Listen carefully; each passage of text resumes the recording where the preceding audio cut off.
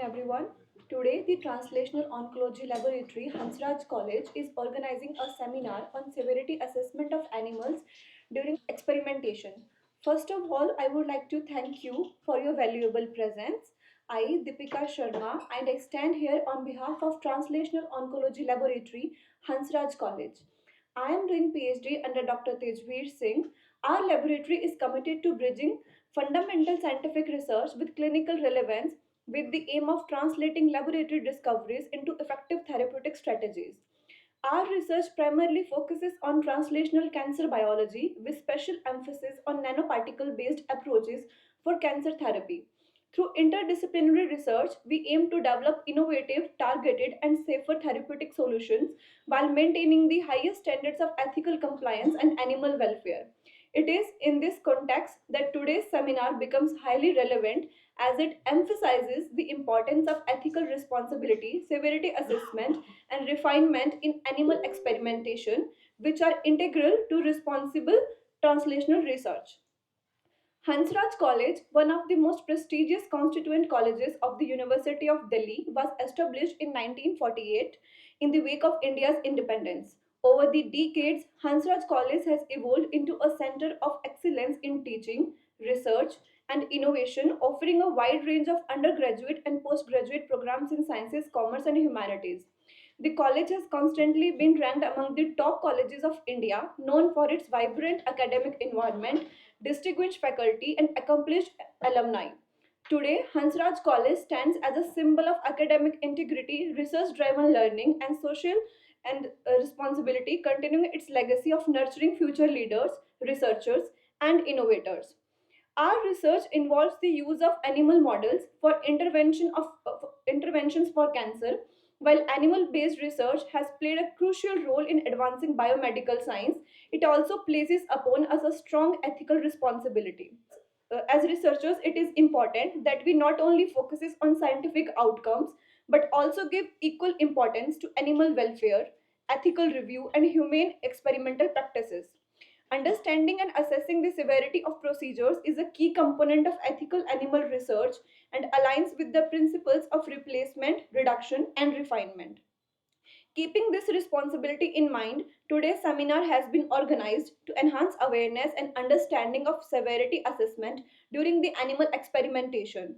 This lecture aims to guide researchers in conducting scientifically sound research while ensuring minimum pain, distress, and suffering to animals in accordance with national and international ethical guidelines. Through this seminar, we hope to reinforce the idea that ethical consideration is not a limitation to science but a foundation for responsible and incredible research. Our great principal, honorable principal, Professor Dr. Rama, the esteemed principal of Hansraj College, a distinguished academician and visionary leader, Professor Dr. Rama has been instrumental in fostering an environment of academic excellence, ethical values, and holistic development at the institution.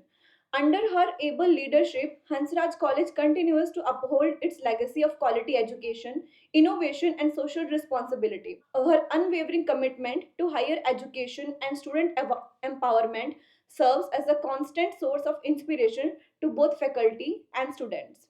With this, I would like to request all the faculty for the lamp lighting.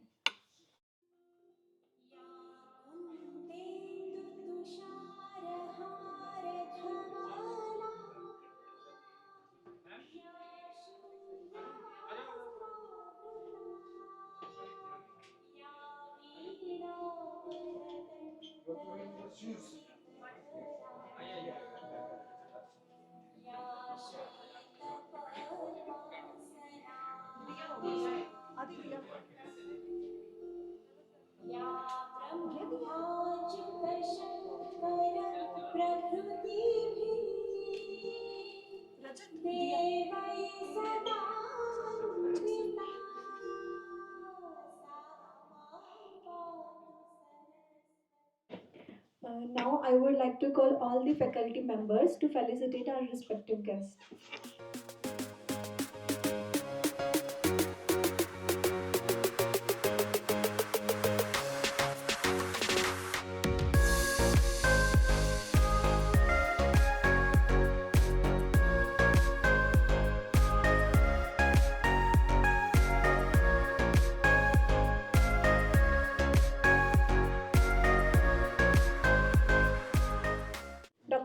Hawkins is a leading researcher in the field of animal ethics and welfare, currently working with the Animals in Science Department at the RSPSCA Science and Policy Group. Her work is dedicated to strengthening ethical review processes and promoting the refinement of animal care and use in scientific research. Dr. Hawkins has made substantial contributions to the development and implementations of ethical frameworks that support responsible scientific research. Her work promotes the integration of welfare science with policy, ensuring that animal use in research adheres to the highest ethical and scientific standards. Her contributions play a vital role in advancing the 3R principles and shaping policy driven human approaches to the animal based research. With this, I would like to call Dr. Penny Hawkins, ma'am, on the stage. So thank you. Thank you very much for that lovely introduction. It's a real pleasure and a privilege to be in India. This is my first visit to India and I've had an amazing time. I've really enjoyed meeting all of you and discussing animal welfare with lots of people, and it's a real pleasure to be here at your beautiful university. So thank you very much for that. So my organisation is the Royal Society for the Prevention of Cruelty to Animals, or RSPCA. We're a scientific animal welfare NGO. With respect to animal experiments, we want to see animal experiments replaced wherever possible, and where that's not possible, we want to see numbers reduced, suffering reduced, and welfare improved, otherwise known as the 3Rs, which I'm sure you'll all have heard of. And we also want to help ensure robust ethical review of animal use to consider whether animal experiments are necessary and justified case by case. So that's my position, that's where I'm coming from. And I know that many people within the scientific community share those views. People don't want to harm animals, they want to avoid using animals if they can. And so it's my pleasure to be able to work with the scientific community to help them achieve those goals.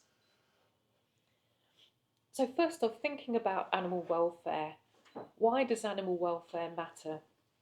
Well, firstly, there are legal requirements to minimise animal suffering when used in experiments in many countries, and there are also animal welfare laws that prevent people from causing suffering to animals that can be avoided.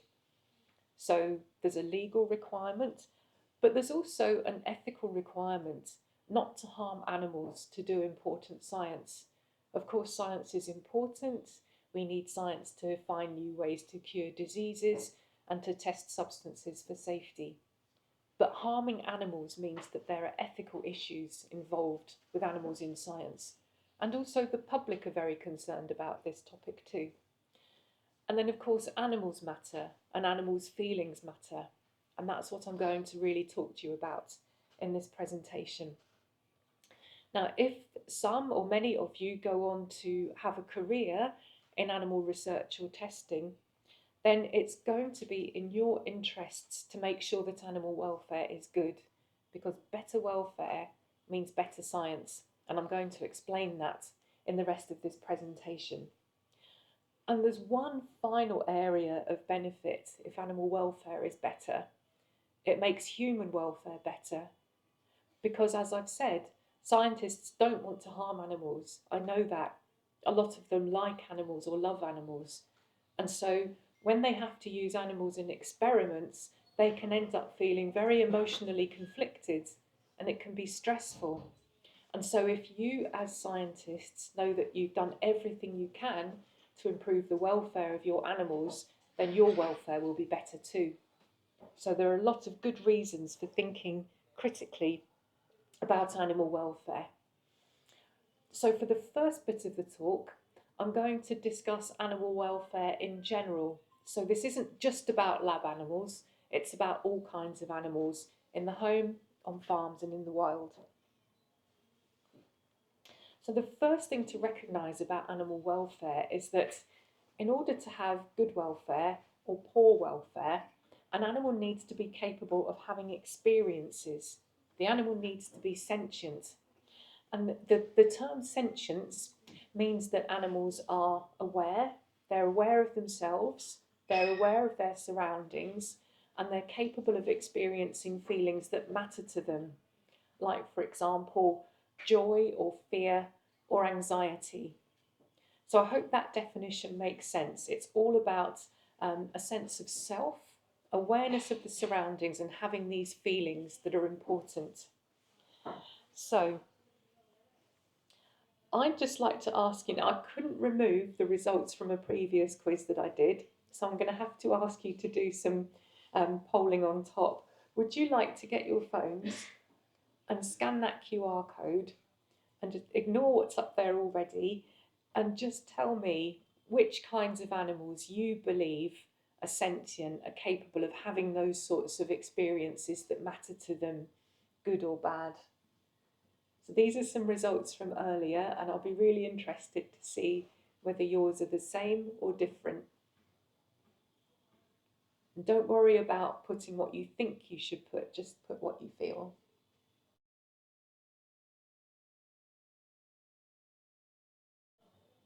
So I've put a mix of animals in there for a reason. Some are animals that are often eaten in some cultures. There are some mammals and some birds in there too, and fishes. So this is quite similar to the results from earlier. See?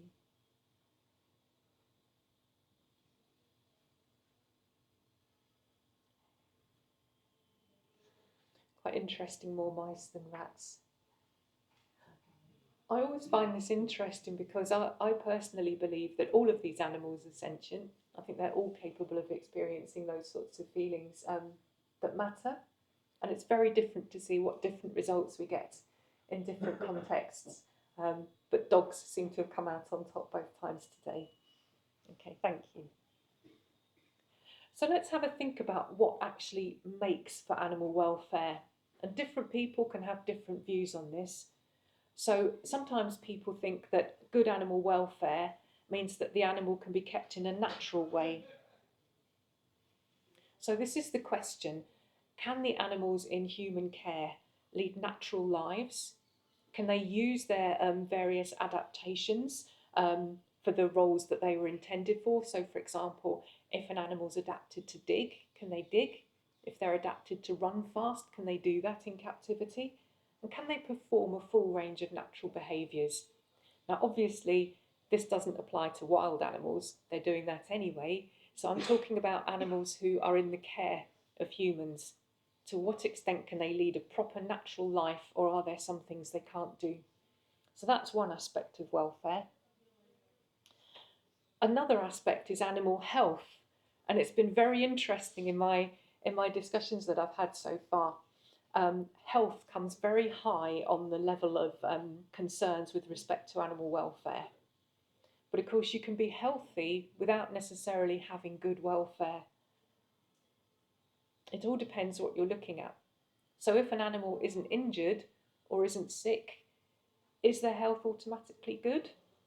Well, it's not, because if you look at this dog here, she's in a very poor welfare dog breeding establishment.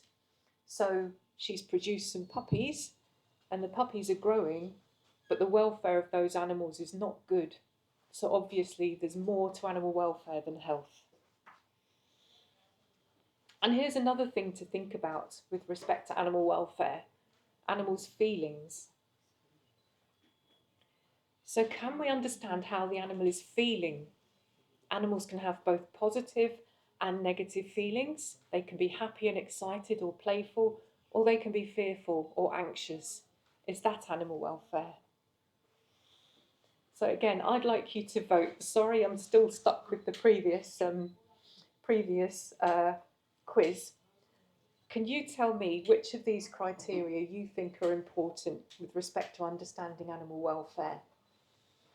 When I say capacity for sentience there, what I mean is, if you think an animal has the ability to have those sorts of feelings that matter, is that something you take into account when you're thinking about animal welfare? If you'd like to just add your results to those.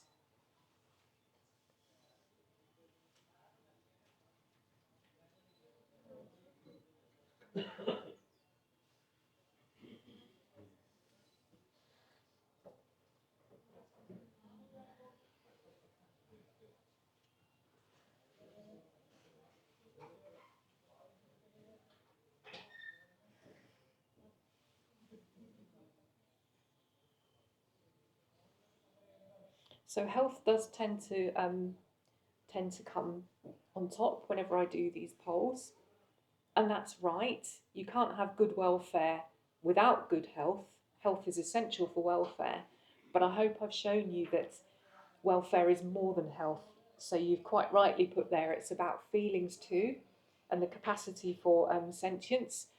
And it's good to see that you've put intelligence at the bottom, because intelligence doesn't necessarily mean capability of suffering. The chip in your mobile phone is probably intelligent, but that's not the same as being alive and able to suffer. So thank you for that. So if we have a think about all three of these aspects of welfare, there's health, there's feelings, and there's behaviour.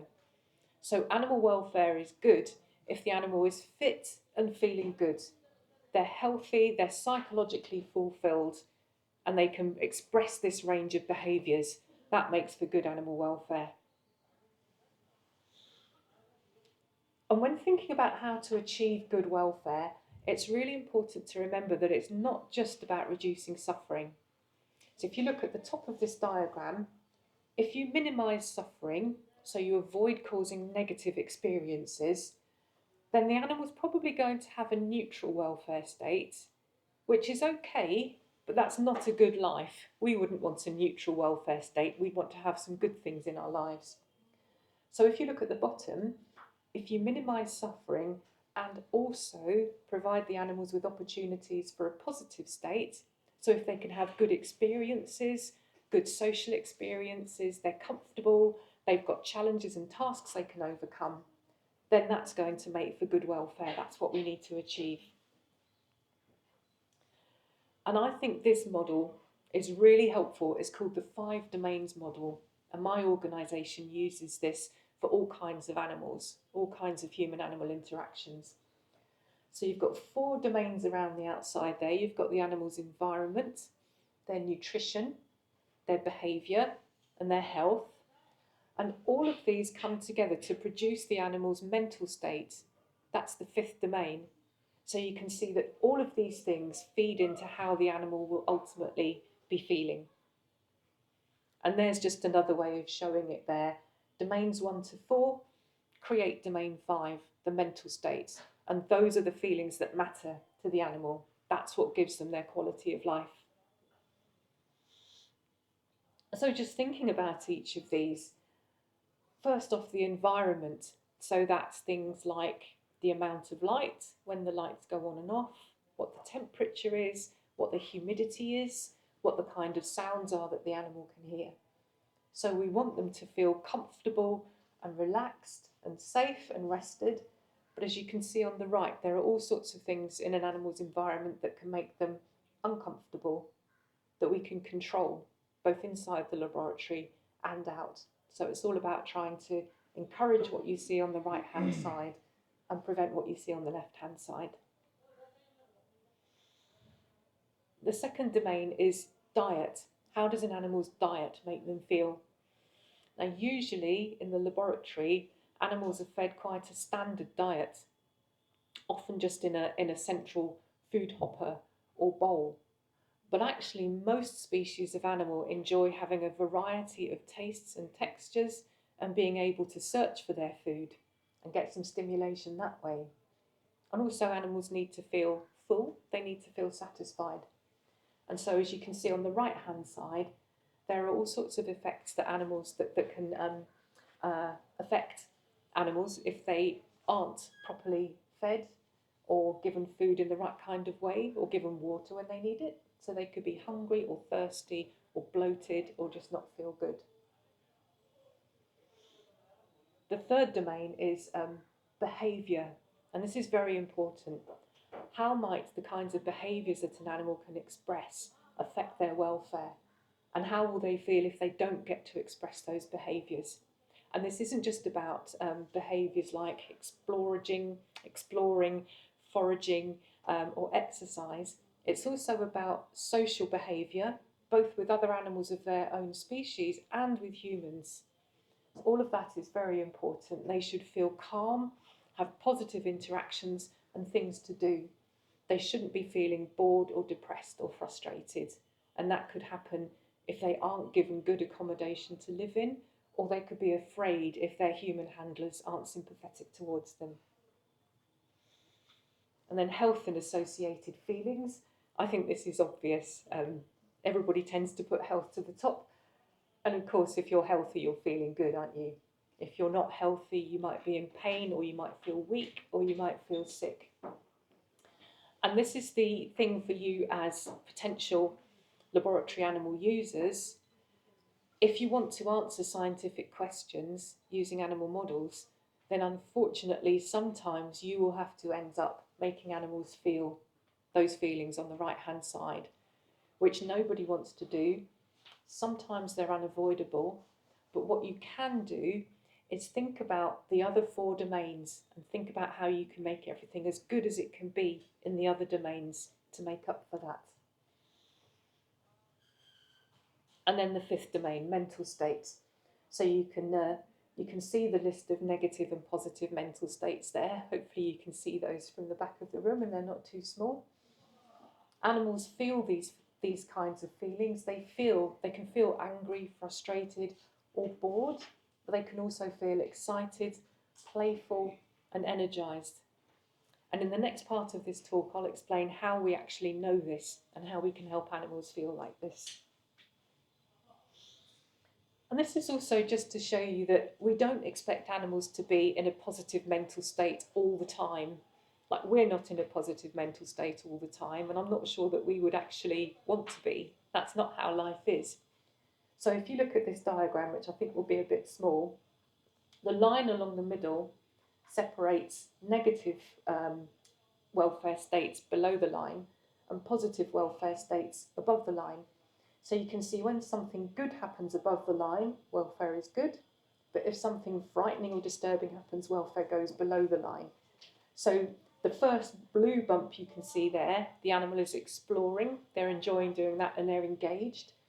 And then they hear an unexpected noise and their welfare state goes down in red below the line. And there are a list of events there, including foraging and eating and play, that's made their welfare state good. And then there are also things below the line, like food restriction, having a fight with another animal, that have made it go below the line. So obviously we can't control every aspect of animals' lives, but what we can do is just try to make sure they spend as little time as possible below that line and as much time as possible above, in a good mental state. So thinking about animal quality of life, this is what we want to achieve. We want to have a good life, or at least a life worth living, where they're experiencing more positive feelings than negatives. This neutral welfare state is okay, but obviously not as good as having a real life worth living or a quality of life. But what we don't want to happen are these mental states, where if there's a life worth avoiding or a life not worth living, this is what we really don't want to happen. So some of the things I've been saying to you might have made sense, or you might have been thinking that I'm being a bit anthropomorphic, projecting human feelings onto animals. But I'm not suggesting that any of the mental states I've been talking about will be the same in animals and humans, any more than we humans experience things in the same way as each other. So, for example, a dog who is frightened, it'll be a dog fear. It won't be a human fear. You know, if an animal feels they're in danger, I'm sure they don't think, I'm going to die, what about my children? But they still feel a feeling that matters to them. And we do actually know from animal welfare science that animals experience a lot of these feelings. So we can start off with anthropomorphism. Think if we see an animal who's cold or wet or in pain, we can think, I wouldn't like to be in that state. But then in some other cases, we need to be a lot more critical with anthropomorphism, because if we misinterpret animals' behaviour, we can end up creating welfare problems or just not understanding animals. So, for example, you've probably seen quite a few pictures like this where somebody's got a horse and they think the horse is laughing. Does anybody think the horse is actually laughing? Does anybody know what the horse is really doing? What the horse is doing is they've smelt something interesting. So if that's a male horse, they might have smelt some urine from a female horse, and they are opening up their lips wide and taking in air to circulate it around their nasal cavities to get more of that smell and find out what it is. So they're not finding anything funny. And that kind of thing, it wouldn't cause a direct welfare problem. But I think sometimes if people think animals are thinking and behaving exactly the same way as them, they can expect too much or misinterpret normal behaviours. So we can be anthropomorphic, we can empathise, but we've got to be critical and use animal welfare science. So this is where I'm going to come to the next bit of the talk. So I'm going to stop talking about animals in general, and I'm just going to talk about laboratory animals and how we know the kinds of feelings that they're having and what they need. So as I've said, unfortunately, animals used in research can experience these kind of negative feelings or harms. And I've already listed the kinds of negative experiences that animals can have. And this is probably the most important slide I'm going to show you. There are scientific implications. It's not just about animal welfare. You think, if an animal is in pain or frightened or anxious, there's going to be all kinds of physical effects. So their heart rate will go up, their blood pressure will go up, their body temperature will increase, their immune systems could be affected if this goes on for a long time, and even their brain development can be affected if it's sort of from the time that they're born, and their behaviours can be abnormal. And one way to think about this is, if you imagine if you were feeling very stressed or frightened or upset, say you'd had a bad news or something like that, or you weren't well, if you went to the doctor for a checkup and they started looking at your heart rate and your blood pressure, what do you think they would think? They would think you were ill, they'd think you were unwell, and your heart rate and blood pressure and all those sorts of parameters would not be typical for you because you were in that bad mental state. And it's just the same for animals. So if animals are experiencing those sorts of phenomena, then the results of the science you get from those animals is going to be flawed. Similarly, if you were feeling really upset and you took an exam, that exam wouldn't reflect what your brain could do. And again, that's the same for animals too. So it's really important to make sure that your science is good by making sure that your animals' welfare is good too. So I'm going to explain to you a bit about animal welfare science and how this has helped to find out how animals are feeling and what animals need. So this is just going to be a very brief look at animal welfare science. There's a lot out there in the literature. These are three of the main techniques that have been used to understand animals' feelings. So there's physiological markers of stress or distress, and there's also behavioural indicators of pain, suffering or distress. And these are commonly what we use to assess how much an animal is suffering or look at an animal's welfare state. And then there are also preference and motivation tests. So I'm just going to tell you a little bit about each one of these. So first, anatomy and physiology.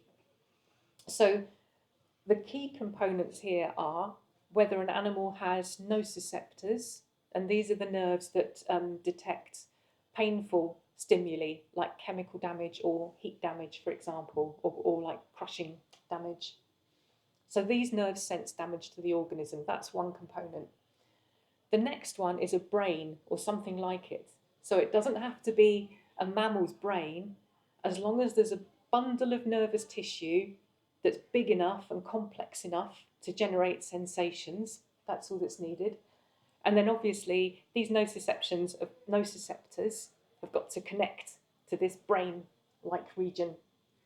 And another way in which we can assess how animals are feeling is seeing whether, if a painful stimulus is applied, If a behaviour occurs that then stops if the animal is given a painkiller, then that's a good indicator that the animal is in pain.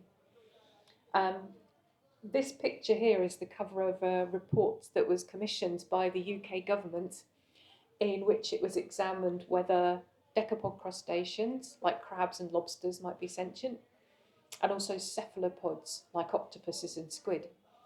And this report determined that there is good evidence that these animals are sentient, particularly capable of experiencing pain, even though their use in scientific procedures is not regulated in lots of countries. And here's another example of that kind of research. So researchers put the fish under anaesthetic, and then they applied painful stimuli to lots of regions of the fish's face, and they found 58 places that responded, which is quite complicated because in the UK, fishing is a very popular sport, and a lot of people think it doesn't hurt the fish. Well, it absolutely does hurt the fish, which I think is why they have to disguise the hook with fake flies, because the fish, once they've been hooked once, they don't want to be hooked again because it hurts. One of the main physiological markers that's used in lab animal welfare is corticosterone, which is the stress hormone, and it's involved in the regulation of immune responses and stress responses. And it can be detected in blood, hair, saliva, or urine and feces. And it's best to try to measure cortisol in urine or feces or hair, because if you're looking at cortisol in the blood, you have to catch the animal and take some blood, which is very stressful. So you don't want to cause stress in order to find out whether your animal is stressed. It's much better to use urine or feces if you can, or something like that. And here's an example of a study using corticosterone in the feces. So in this study, levels of corticosterone in the feces were much higher in rabbits housed in small cages with a wire floor than in larger cages with a solid floor, which I think tells us that wire floors are uncomfortable and that animals don't like to be housed permanently in small spaces like that. So on to behavioural indicators then. There are lots of indicators that can tell you how an animal is feeling. One example is abnormal repetitive behaviours. Now you might have seen this in animals in the zoo, for example, if they just trace the same route going round and round all the time. That indicates that an animal is really struggling with their environment. They are not feeling good at all.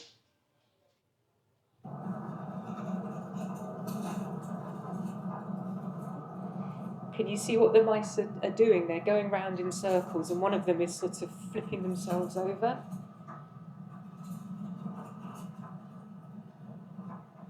So if you look at that cage, they've just got sawdust. It's a small cage and they've got nothing else to do. And I see those behaviours quite often in the laboratory. If you go on to use animals and you see your animals doing those kinds of behaviours, then you need to talk to the ethics committee and to the animal technicians and the vets and find a way to help the animals and stop that from happening. Some other behavioural indicators that you can see here include things like body condition, whether they've lost or gained weight, coat and skin condition, are they grooming themselves properly, looking after themselves, is their fur standing on end? So if you look at the picture of the mouse below there, they look very unhappy. Their eyes are all small and their fur is on end, and they are likely to be suffering. And you can also look at the animal's environment. So if they normally make a good quality nest and they haven't bothered, that could tell you that something's wrong. It's also even been found that if you look at the top picture there with the 3 pictures of the mouse in a row, it's also been found that a lot of species, mice included, will actually screw their face up in pain.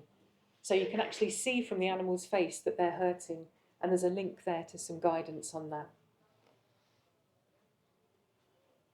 So thinking back to the sort of abnormal repetitive behaviours that I showed earlier, they can tell you that there's a behaviour the animals really want to do, but they can't. It could be exercise or foraging or something like that. And it's also a sign that they feel out of control, because if they've just got a barren cage, there's nothing that they can manipulate to make a better environment. Or it could mean that they've been exposed to something stressful for a long time. For example, if rats and mice are kept in the same room, the mice are frightened of the rats if they can smell them. So any of those sorts of behaviours means that you need to take a really close look at how animals are housed and cared for. Another behaviour of concern is this one: if mice chew the bars or rats chew the bars a lot. It's been shown, it was thought that this was just a way of them sort of gnawing, fulfilling a gnawing behaviour, chewing, but it's actually been shown that they focus, so by using cages with doors in different places, it's actually been shown that they focus the chewing in a place where they know they can get out. So they want to get out of that cage. So that means they're not happy in that environment, and some thought needs to be given to improving that environment. And then one final thing, I've mentioned pain-killing drugs. This is an example of research using broiler chickens, the big heavy chickens that are bred for their meat. And they've often got arthritis, they're often lame. This experiment showed that if there was a choice between normal bird food and bird food with a painkiller in, the animals with arthritis chose the painkiller, and chickens without arthritis didn't show a preference. So again, that's showing you that these animals are in pain, and if they've got the opportunity to take that pain away, they will use it. So moving on from that, behavioural science is a way of actually asking animals what they want. So previously it's been more about reducing negative experiences. Well, now let's think about some positive experience. Can we ask animals what matters to them and how much they want these things? And here's an example. This is quite a simple example. So it's called a preference test. You've got cage A, cage B, with a tunnel in between, so the rat can choose where they go. And you can see how often they go into each side and how long they spend there. And you can do it for things like light levels, to see what light levels animals prefer, or whether they prefer a grid floor or a solid floor, or whether they want to be with other animals, or whether they want to be on their own, or maybe with just one other animal. And these sorts of tests have shown us that rats prefer solid floors to grid floors, because I think it's going to be more comfortable on their feet and more comfortable thermally, heat-wise. They don't like transparent nest boxes. They prefer ones that can't be seen through, I guess to make them feel safer. And they really want shelters and refuges compared to barren cages. But sometimes these tests are criticised because they're just presenting a choice between two things, a bit like if you had a preference test between chocolate or vanilla ice cream. It wouldn't tell people what your favourite flavour was or whether you really need ice cream at all. So consumer demand tests are a way around this. And these tests make animals work, do a task to gain access to something, to see how much they want it. So this looks at how motivated the animal is, how hard are they prepared to work. And they can see the resource, they know it's there, so they can decide how high a price they want to pay to get this resource. And so if an animal is telling you that they're prepared to work really hard to get something, then the obvious conclusion is that if they can't have that thing, that will be a welfare problem. So this is a simple diagram of a consumer demand test, and it's a bit like the preference test, only in the middle of the tunnel, between the two, there's a weighted door that can be adjusted. And in one side of the cage, you can put, that's meant to be a refuge, to see whether the rat wants that, and nesting material. And in this procedure, this experiment, it's been shown that rats will be prepared to lift 150 grams just to get to an empty cage. Animals will often pay a price to get more space or just to explore. They would lift 328 grams to get to a nest box, 290 grams to get to some nesting material, But if it was a nesting material and a nest box together, they were prepared to lift 429 grams. That's a lot of lifting for a rat. I think that's quite conclusive. Also, it's been shown that rats will lift 83% of their body weight to gain access to a solid floor if they're on a grid floor. So I don't think any animals should be kept on grid floors. They really don't like it, and I can see why. So this is the kind of knowledge that we can use to improve laboratory animal welfare and the quality of science by reducing animal stress. However, unfortunately, there's often conflict between the needs of humans and animals in a laboratory environment. There are human requirements to be able to keep things clean, to be able to clean out lots of animals, to have light levels that suit humans, at times of day that suit humans, and to have temperature and humidity levels that are good for humans. Unfortunately, human needs are often given a greater weighting than the needs of animals. So just to give an example, if you think about rodents, they're nocturnal, they come out at night, they're really motivated to hide, and they dig lots of burrows to make themselves feel safe, but they're housed in standard cages under bright lights, and they're often got out of bed during the day for cage clean or for procedures when they ought to be asleep. And if procedures are done when animals ought to be asleep, then there are many physiological differences, different genes are upregulated, that really will have an impact on science. They're also highly focused on smell and scent cues, and they'll create really complex three-dimensional patterns within their cage of scents. And of course they have to be kept clean, but when the cage is washed out, all of that is destroyed, which can be really confusing. And in the wild, the smallest mouse range that's been found is 1 or 2 square metres. And you think about the size of a mouse cage. So on average, a mouse cage is 280,000 times smaller than the range of a mouse. So that sounds like quite a sad picture, but there are things we can do to reduce these impacts. So these are some actions to bear in mind for if and when you use animals.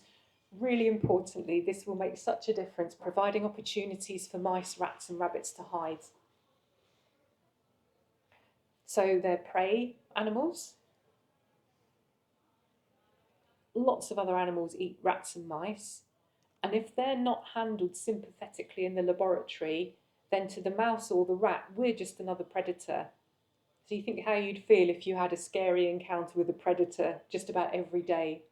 So if you allow mice and rats and rabbits places to hide. Oh, sorry, missed a slide. Yeah, I think we've covered this. So, rabbits stay underground for 70% of every 24 hours. They've always got it in their head where the nearest tunnel is, where the nearest escape route is. And they're always on the lookout. They're really vigilant to look for predators. And the same goes for mice and rats. So this is a slide that I thought was there. There are lots of things that you can do to give mice, rats and rabbits places to hide. And you can also handle them carefully and empathetically and be a friend to them so they're not frightened. Some of these cost money. Certainly in the UK, a lot of funding bodies are prepared to pay for enrichment like this because they know it improves the science. But if you can't get the funding and it won't affect your science, you can get people to bring in loo rolls from home or any little boxes. I've seen this done before, so that the animals have got something to do. Action 2, if you're going to be using rats and mice, they need to be able to stand upright on their hind legs.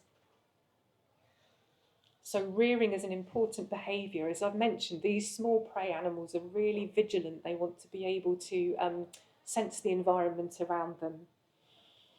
But a standard rat cage doesn't actually allow a 30 centimetre rat to rear up properly. And it's actually been shown that if rats are housed in cages so that they can't rear, they actually spend more time stretching out lengthways, suggesting that they've got backache, which is understandable.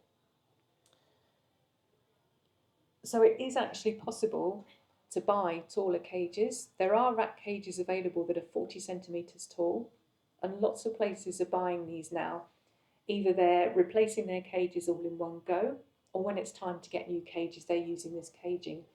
Or sometimes people use rabbit caging, or even make their own caging. And that will do a huge amount for rat welfare and scientific quality.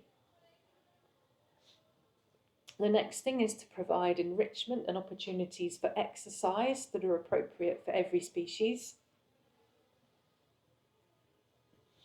So as I've said, that's a very barren environment. And when animals are housed in under stimulating environments like that, it'll cause sensory stimulation every day. The animal will be bored, and it can actually affect permanently the way in which an animal's brain develops. So there's one example in rats. Rats housed in an inappropriate environment had reduced learning and memory. Do I need to finish? 5 minutes, okay. And it also affects the science. If you look here, an experimental vaccine actually only worked in animals housed in an enriched environment because the animals in an impoverished, poor environment were so stressed and their immune systems were affected so much that the vaccine didn't actually work to help them. So there's an example of a good quality environment. They've got two kinds of nesting material. They can build a good nest, they've got a refuge, and they've got a tunnel, and they've got a block to chew. And the data from that animal will be much better than an animal in a barren cage. Here's an example of standard rabbit caging. I'm pleased to say I very rarely see that now. This is a better environment for rabbits. They're on a solid floor, they've got litter, they've got boxes to jump on and off, and they've got barriers so that if they start to chase each other and get aggressive, the barrier can break up their line of sight and stop them fighting. So as I've said, animals need control and they need choice. This is another example. Mice often don't get enough nesting material. It's been shown that they need at least 8 to 10 grams to build a proper nest that will enable them to create a warm environment.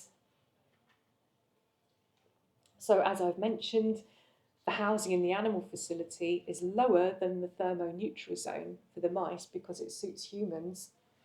So being chronically cold is going to be very stressful. I don't think any animal deserves that.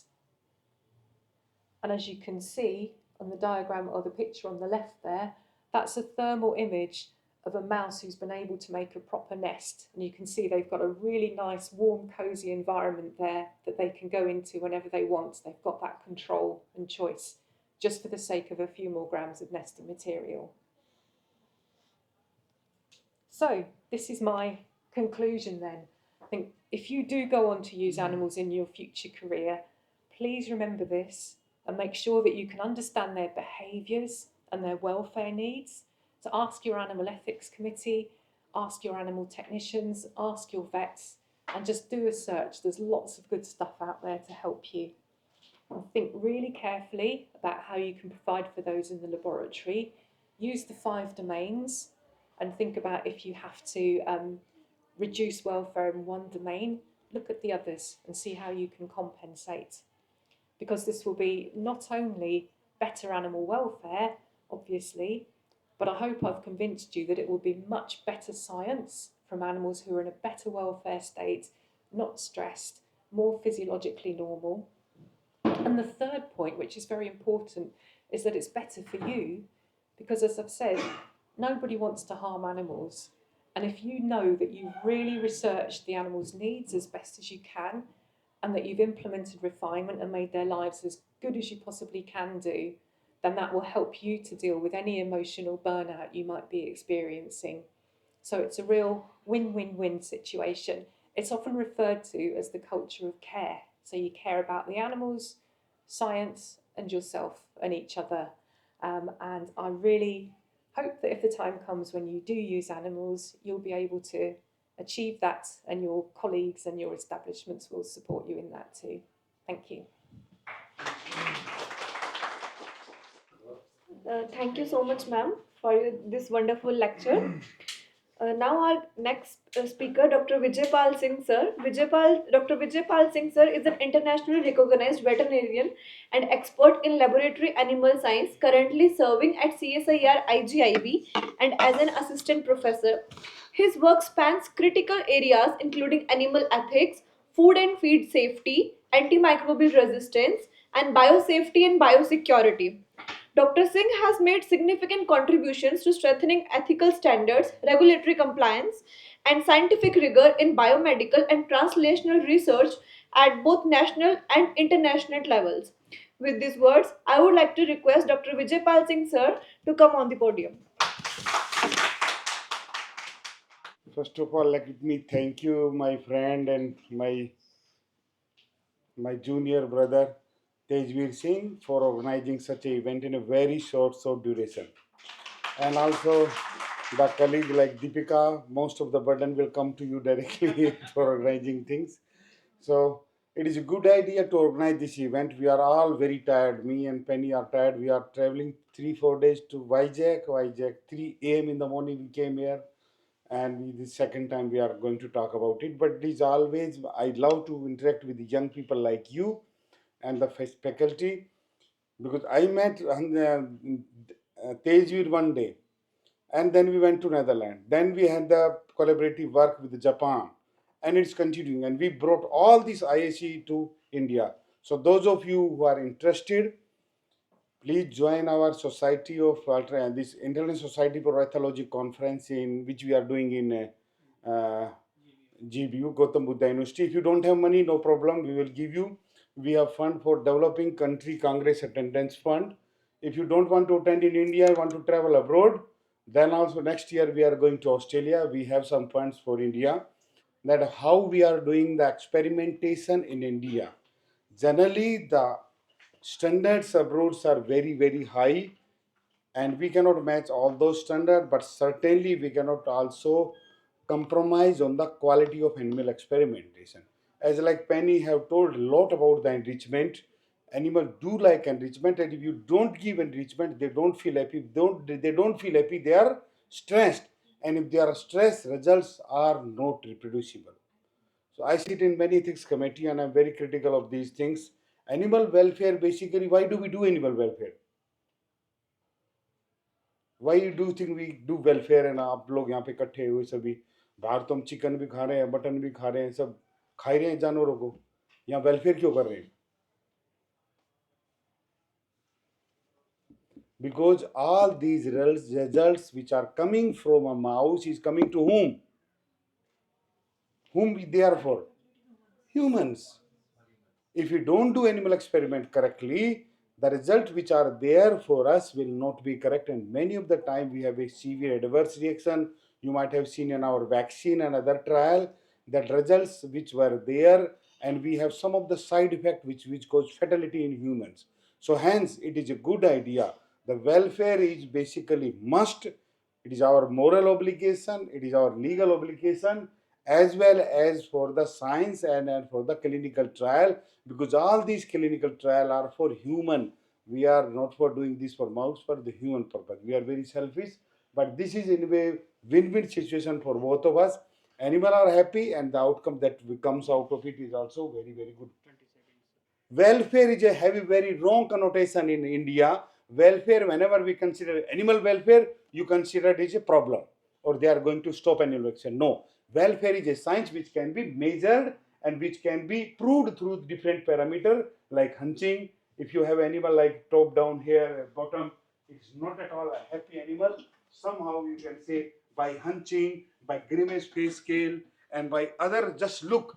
Mouse spend 80% of their energy in killing themselves. How much? 80%. So if you see my face, I have not taken bath in the morning. So do you think I'm happy? No. If you find I go to your facility and see animal are yellowish in look, animal are not happy. You are find them spotlessly clean. If you find the secretion from air, that is natural, it comes. But our mice always clean that gardener secretion. It means animal is not happy. So there are various parameters by which we can judge, and like body condition score, top one is also not indicated, and bottom is also not a good idea. Okay. So we have to have some healthy condition. Next slide, sir. So we have issues in experimental design. Statistics is the biggest problem.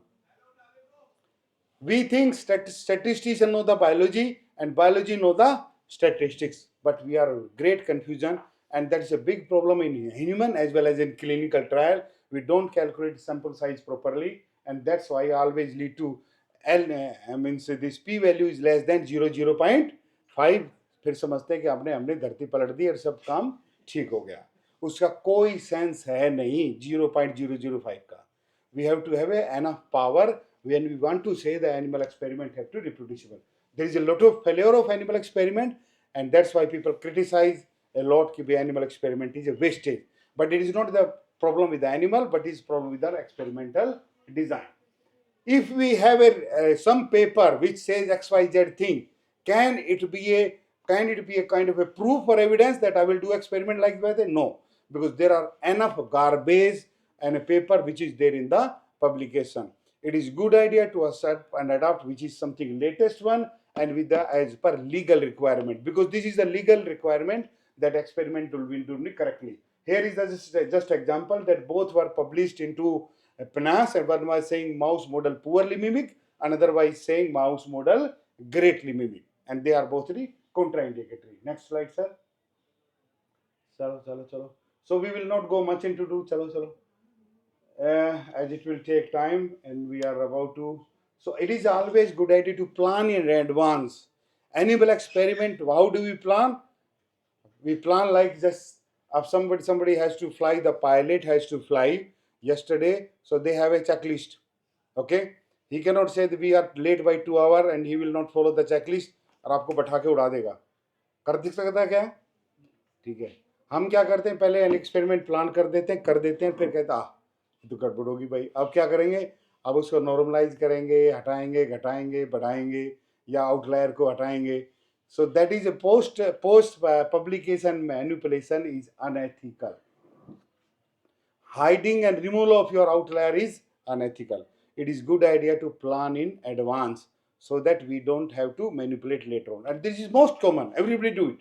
6 number ले लेंगे, 4 में ठीक आ जाए, एक माप आ जाए, एक को हटाओगे, आउटलायर हटाते ही हो, पी वैल्यू 0.05 से नीचे आ जाएगी. That's not a good idea. It is a good idea to plan in advance, and we have to write the experimental design very correctly, very clearly, so that anybody can do. If I am doing something in IJB, I have to write in a very clear way that you also can do it. Next slide. That's all. Any questions so far? I am from Haryana, and we live with buffaloes, and we have made penny buffalo as a model for vitiligo. We published it, and now we have run a clinical trial, and you may laugh it, but it is true. We are making a cream so that in vitiligo, the white patches which comes ना, जिसको हम दाग कहते हैं, और वो बढ़ते जाते हैं, काफ़ी में उसका इलाज नहीं होता, और खासकर फीमेल में प्योरिटी के आसपास होता है. So we have that trial running on to the buffalo using as a model, because buffalo have naturally the same vitiligo condition which spreads. So if you have a model which is natural, it is considered to be very close. Okay. Thank you very much.